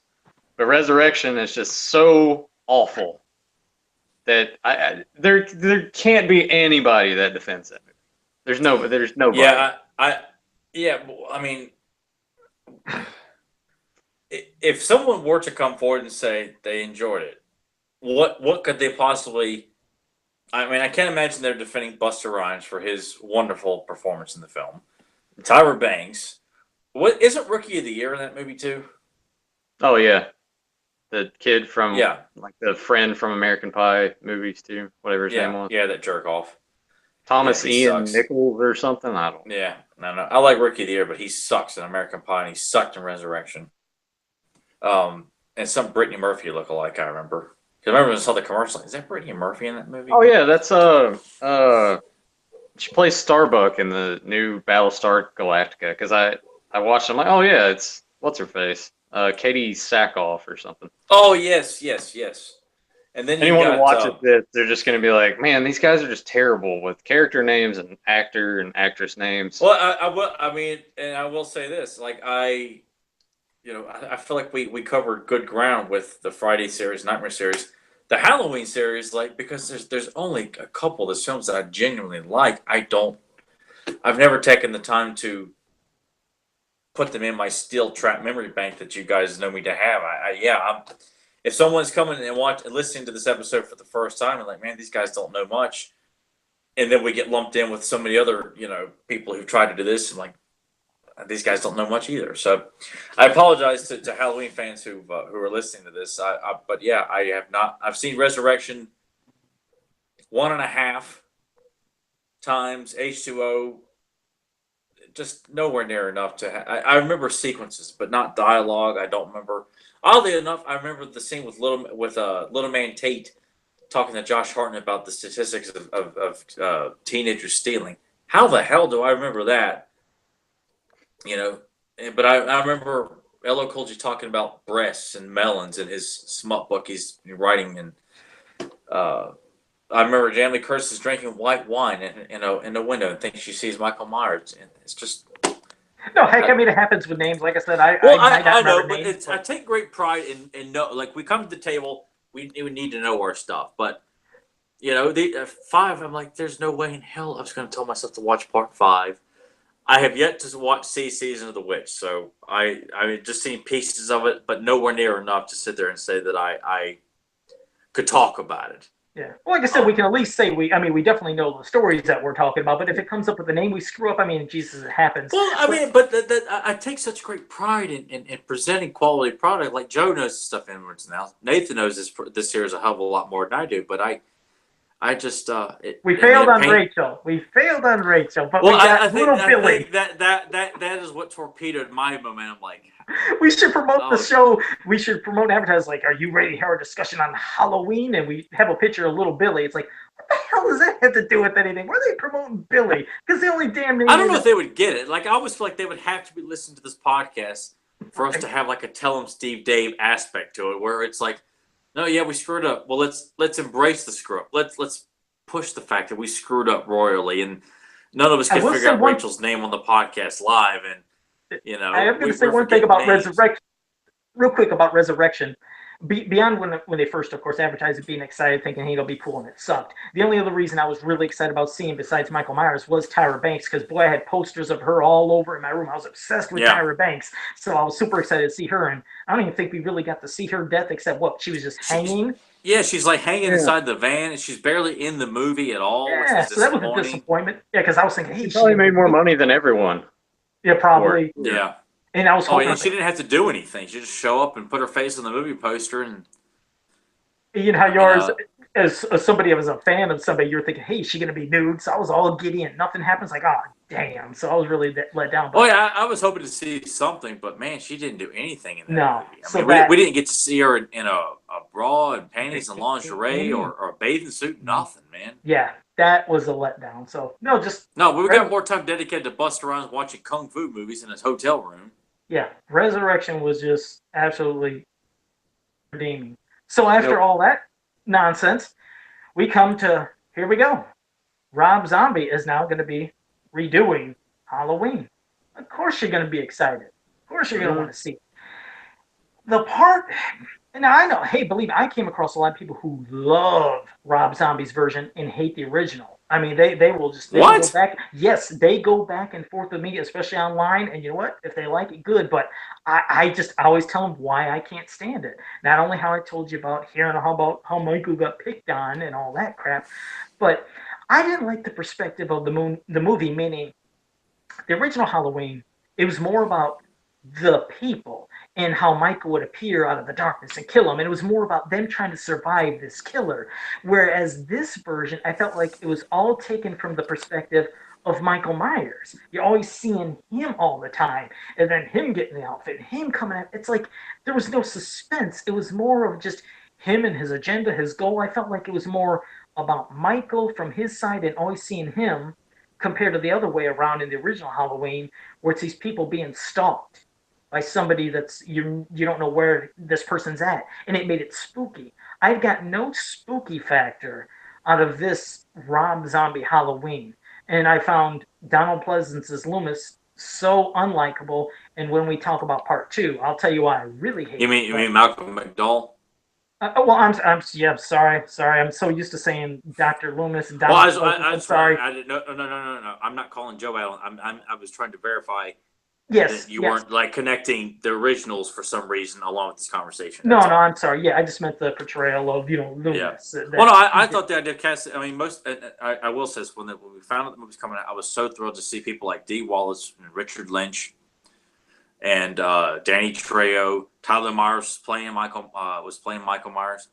Yeah, Tyler Maine, not Tyler. Dear God, man, Yeah, what the the one who hell is played- wrong with me who tonight? played Sabretooth. Yeah. Yes, who played Sabretooth, Tyler Maine. I mean, it was a good cast of a lot of these. I mean, they're known in so many movies. I mean, they're not stars by any means, but movie fans know who these people are, and And it just was the portrayal of Loomis just to me sucked. I mean, not I'm saying I didn't like the actor. I just didn't no. like the Well, portrayal. I mean, I almost feel like you know what. Maybe some of these actors should be held accountable. Like Rob Zombie is white trash, trailer trash. Oh yeah, did I mention this is white trash in the 70s? Is smeared all over. It's like it's like gooey old grape soda spilled all over this movie. You can't get away from it. And it's funny to tell a quick story about the movie. Like I said, I seen it in the theaters. Was not a big fan. I didn't hate it as much as some other things, but I just wasn't a fan. But what made me hate it even more was a place I used to work at the time. There was somebody that who doesn't know somebody that has bootleg movies, and the guy said, "Hey, I got that bootleg Halloween. I know you're a horror fan. Do you want it?" I was like, "How much?" And he was like, $2. I was like, "You know what? For $2, I'll watch it at home." So I got that. It was different. It was different. Like, how Danny Trejo, he got killed by Michael. He was like, "Mikey, I was good to you. I was good to you." And I always hated it. He killed. Like, damn, why'd you kill Danny Trejo? He was good to you. Well, in this version that I got from the bootleg, it was like a uncut producers thing. It was different, and he didn't kill him. He let him live, and I was like, well, that was better. And then the ending was different. I was like, why did they release this in the theater? This was so much damn. I mean, these parts. I've never understood this, and you're just now saying this. I'm shocked that you want to see humanity in a serial killer or a mass murderer like when Michael somebody's Myers. done good, and that's what I mean. When I somebody's do done that, good but by- still, I mean, all the more reason why what he does in the first film. Those three girls have done nothing wrong to anybody, and yet Michael has decided I'm going to pinpoint all three of these girls, choke them, slit their throat, impale their boyfriend in the kitchen, and scare the hell out of this girl who eventually become my younger sister.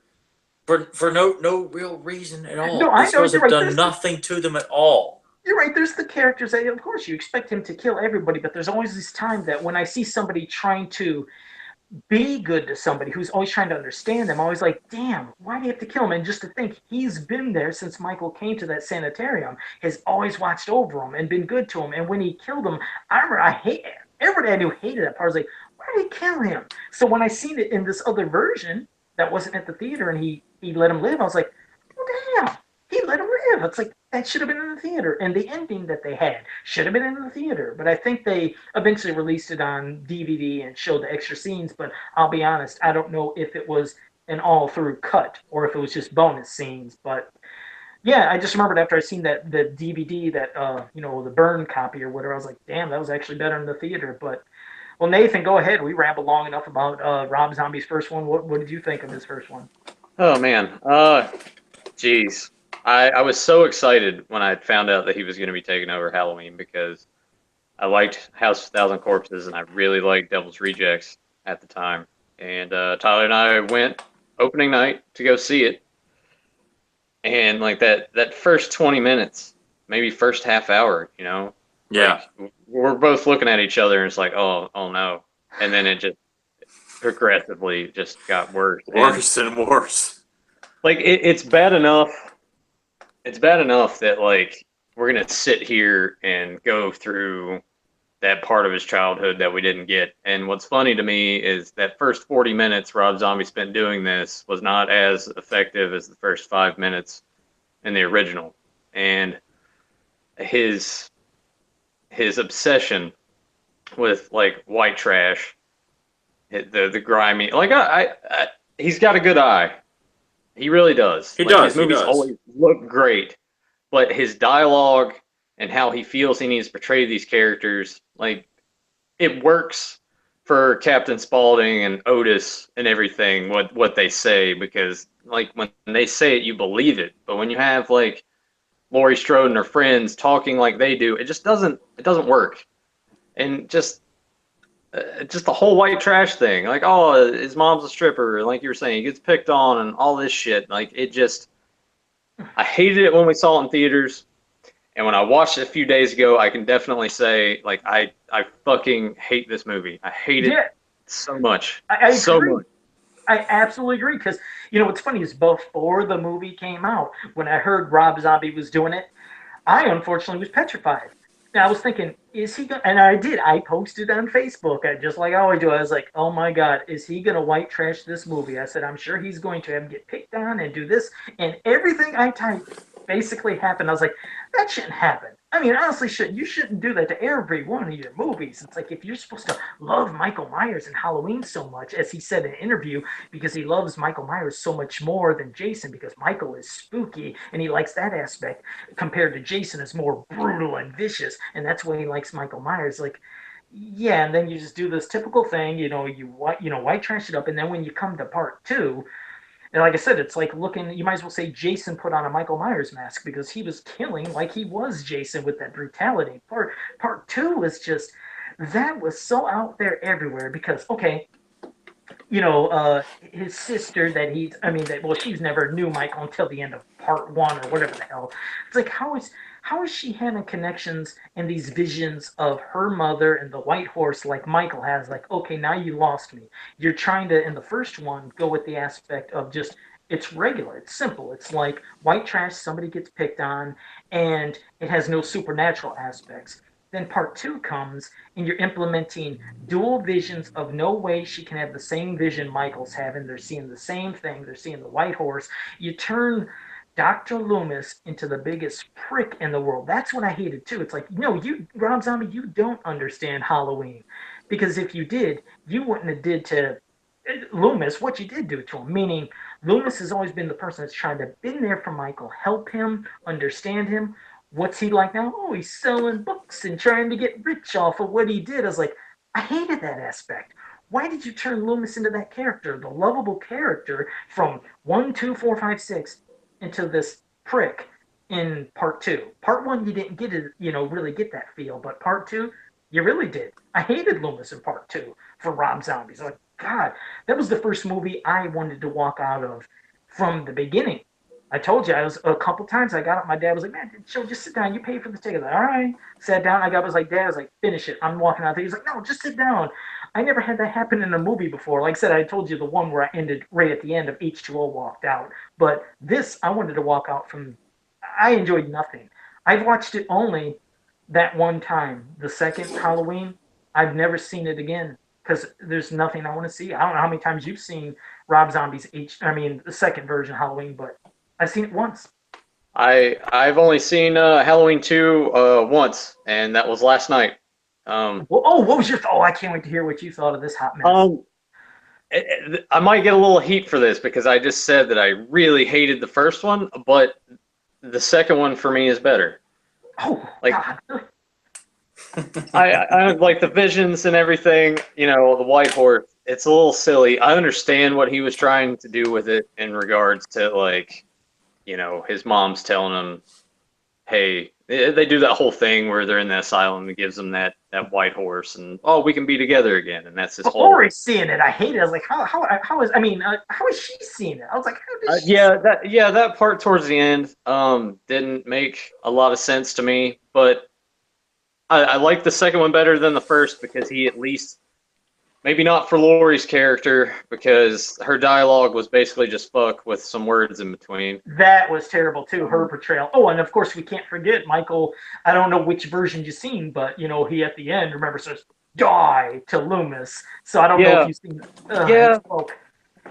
Like he's sitting there grunting when he's killing people. Like he never did that before, and just the excessive. Like we're talking about the fucks and everything. Like that was overly excessive in both films, but also especially in the second one when he's killing people. Like they're already dead, and he's still just like stabbing away 10 more times. I'm like, all right, yeah, we get it. We get it, Rob Zombie. You like horror films. Like it just seems. The Loomis thing. Oh. I know you hated that part. Oh, that part I hated. I think in the context of Rob Zombie's universe, if you take out everything else, like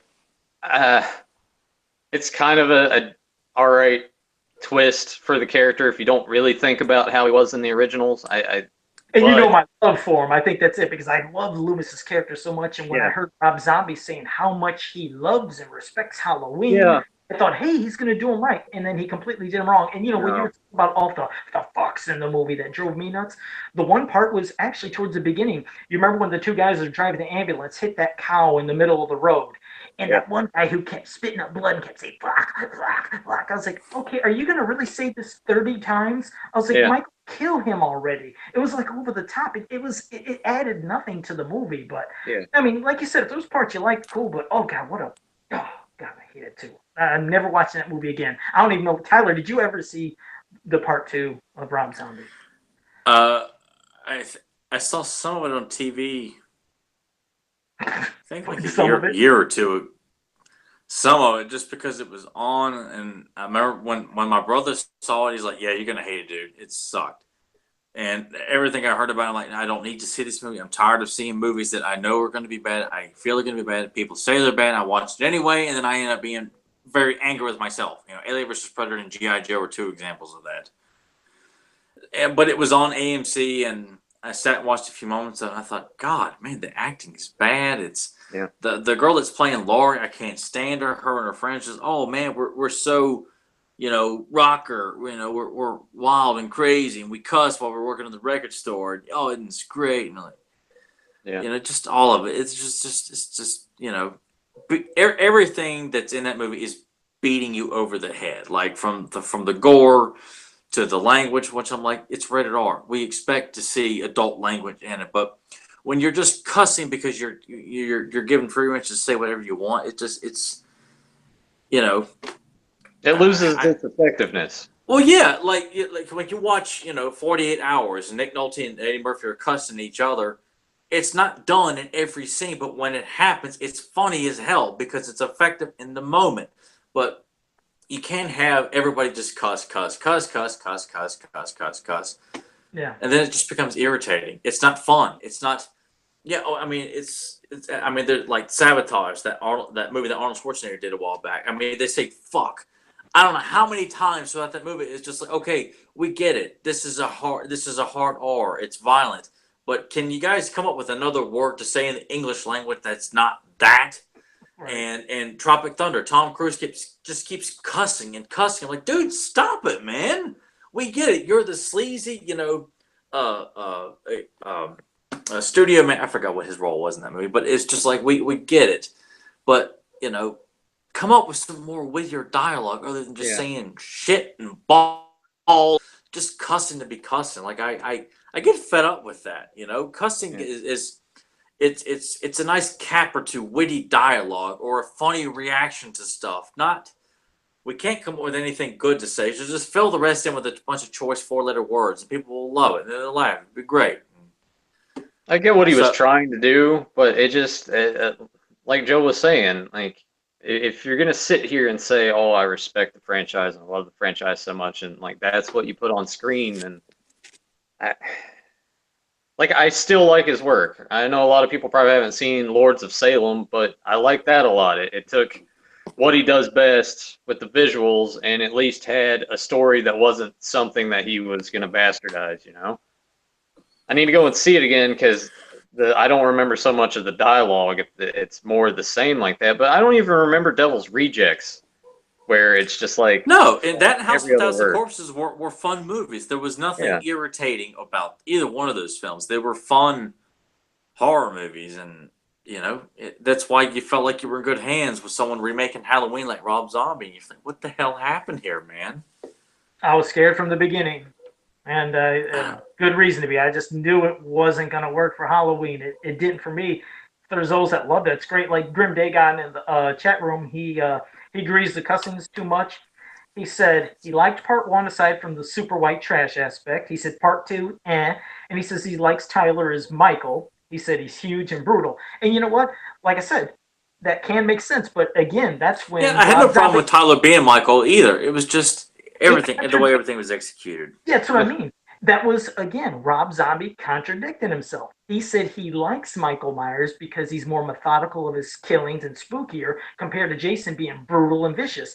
And what's he do? He turns him into Jason. I was like, well, what do you want then? You say one thing and you do another. He contradicts himself. So that's what drove me nuts, especially part two. Like I said, he's killing like he is Jason Voorhees, but yeah, and not to mention like his face. Like he shows his face so much in part two. Yeah. Like he spends most of it walking around looking like a hobo without wearing the mask, and then he'll like put it on when he's gonna kill people. I'm like, what? just hated it. I hated it. And Yeah, one quick thing to go back to part one real quick. When he first got the Michael Myers mask from the boy that was sleeping with his sister, or whatever the hell happened. I don't even know. I'm starting to shut things out in my head. But when Michael put on when he put on the Michael Myers mask, and he then sees his sister, and then walks in there, and then of course he kills her. But from there, and then going to see the little baby, and then being outside eating the candy, and then of course you see what happens, and then he's in the insane asylum. Then when he gets out, he goes back to the old Myers house. He goes upstairs, unearths a board upstairs, and breaks through it, and then gets us like, oh wait, you had time to do that? Wait, you actually got up a floorboard, you sit there, you hammered the stuff down, you buried the masks. Like, when did he have time to do? I remember that part drove me nuts too. I was like, when now did he you're have time? overthinking it like Tyler does. Yeah, in a way, but it killed me. But no, from pretty much though, I mean, the Halloween series it's a fantastic series. Everybody always loves Michael Myers. We want to see some respect done for him. So hopefully, when this new one comes out, I believe next year, hopefully it's done somewhat with some kind of taste and respect. Who knows? Like I said, I try not to have any expectations too high because then I'm only going to be let down. So I just rather, you know what? Let's see what the hell happens. But pretty much it's a celebrated series. It's a fantastic series, a fantastic iconic character. Like I said, he's one of the top three with Jason, Michael, and Freddy. Those are the top three iconic horror characters pretty much of all time. So yes, I love, like I said, the Halloween series, sometimes at least for 1, 2, 4, 5, 6, more than anything, just getting into the mood. But when I like a good just slashing movie, hell yeah, I love my Friday the 13th series and I love Jason more, but Michael's the other dude. So they're all, like I said, they're all iconic. But oh man, I'm winded because I enjoyed this episode so much, even with the nonsense crap that we hated. I'm depressed. Like I'm just down in the dumps, man. Like my head, I don't my head. I feel like I need to take an Advil or something like that, man. I'm the complete opposite of you right now, man. I don't know. I just get hyped up. It's like I do want to watch some Halloweens right now after talking about it. So, but well, any final thoughts from you in the whole Halloween series, Nathan? Um, I don't, man, I don't hold it in as high regard as Friday the 13th and Nightmare on Elm Street. I like, especially going back and watching part 6 and really thinking about it and hearing you talk about it. Like the continuity is I guess the strongest aspect of that franchise, whereas you didn't get it with the other two. I think there's more consistency and like quality and rewatchability in the other two franchises than there is in Halloween for me. But he's still an iconic character. There's no. The first Halloween is like the definitive horror movie. Like, Yeah, Yeah, I would say. No, and you know it's funny because that is a good example. See, that's the thing. I could go to any of the Friday the 13th, from some of the favorites to least favorites, but I can watch any of them and enjoy them from right there. It's like, if I watch part 7, damn, I love watching 7, and I can watch 3 as for what it is. But it's like when I watch Halloween 1, or if I see 2, or let's say part 4 popped on TV, I feel like I have to watch 1, 2, 4, 5, 6. I feel like I have to watch them all because it just feels like they all flow right into the same thing what I grew up with and knowing them. But the other ones, like I said, I can watch Friday the 13th 8 or 2, and I don't feel like I have to watch them all. I can just enjoy every damn Friday the 13th for what it is. But you're right, the continuity maybe makes me want to go into the others. But, shoot. So, well, I wanted to say one thing now that we're done talking about Halloween and before we wrap it up. This is what I want to tell everybody what to do. If you don't know already, today is October 27th. Stranger Things season 2 has started on Netflix. So gosh, so what you were hyping up as if like, dude, no. What? If there's people that love Stranger Things, I didn't want them saying, "Oh shit," and turning off the show, because I'm gonna have to watch at least the first episode after we're done here. And unlike Tyler, who I know loves binge watching, and he's gonna hate me for this, which he always does. I'm already on episode 3. I have patience, and I'm gonna be watching one episode per week. I'm going to try to drag this out. Per week? Yes, per week, because I want to feel like it's a TV show, and I don't want the whole excitement to be gone. I don't want to watch it and be like, damn, waiting for more. I'm going to drag the hell out of this. So you two are going to be way ahead of me. You'll probably binge watch it this weekend. And I'll have it done, but before I go back to work on Monday. I know you will. So will Nathan probably, but I'm just watching one episode, like I said, every week. That's it. So everybody out there, if you didn't know about Stranger Things seasons 2, yes, it's already started. So you can go ahead and make sure you go see that on Netflix. But yeah, I'm excited about seeing that. Like I said, I'm kind of exhausted, but yeah, what the hell is Netflix? Were you aware of the season 1 Blu-ray that came out at Target in the VHS packaging? Well, I found out from Tyler, from you, of showing the picture. I was like, that looks cool as hell. How much was that? That was $25. I'm gonna so have not to. bad. I'm gonna have to get that because is there any bonus stuff, bonus content? I know. That's the unfortunate thing. I don't know why there wasn't any bonus features. Okay, well, still worth seeing. And I don't know if Grim Dagon is saying he'd never seen Stranger Things in general, but if you haven't, and if you have, I don't know. He says he's never seen it. I don't know if he's making reference to Stranger Things, but if you haven't seen it yet, go to Netflix, watch the whole first season of Stranger Things, then start watching season 2, which just started today. Fantastic series. So, oh God, yes. How'd you want to wrap it up, Tyler or Nathan? Since we'll wrap this up. Tyler, you got any more final thoughts on Halloween? I didn't think that the last episode for our Halloween season I would end in such a depleted mental state right here. I just feel like I needed a shot in the arm here. I guess probably just from the long work week as well too. But I mean, I apologize for I guess for listeners for sounding like such a downbeat mode, but I adore those first 2 films. And hell, I mean, we could do it sometime later this year or even next Halloween to go back and just praise the hell out of the first 2 films, like why they're so good. Elaborate. Because we really didn't touch much on either one of those first 2 films. We spent most of the time just talking about the sequels. That's probably why I was so bothered and upset and depressed. Joe's like, we gotta talk about for 5 minutes. The greatest movie of all time. That's right. Now we're gonna get you on that producer's cut though, Tyler. I'm gonna even if I have to sit there and watch it with you. Please, gonna watch. Something like that. It has to be made worth my while. Like I have to be given some sort of like, give me a toy at the end of the movie or something like that. Like Go to get buy me through him. it. Hey, this is what you do, Nathan. I think they might be $7. Buy him a Stranger Things action figure. Give him one of those and say, okay, now go ahead and That's watch not this. good enough. No. I'm not going to sit and put myself. You're through not a cheap date, torture are for you? an- He's like, No, I I'm not. I need to be finessed. You know, I want I'm steak not gonna go dinner. that far. He's like, hey. I need to be romanced. I need to, be loved. I need to feel desired. To quote Ghostbusters 2 there. I have needs. You know. Yeah. Yeah, no, buying me an $8 figure from the reaction line at Target in the adult collector section is not going to get me to sit through the producer's cut of Halloween 6. Oh, shit. So you have to try harder than that, man. All right. Well, Nathan, your final thoughts before Tyler wraps the show up. For people that are listening, and if you haven't watched any of the Halloween movies, man, Watch the producer's cut. No, well, watch 1 and 2 because classics. 3, watch, but don't put yourself in the mindset of like these belong. Obviously, avoid the Rob Zombie movies unless you want to torture yourself like I did. And watch the producer's cut and probably 4 and 5 since they kind of go together. So watch everything but H2O and Resurrection. When he watches them. There you go. Yeah. Avoid the last 4 Halloween films.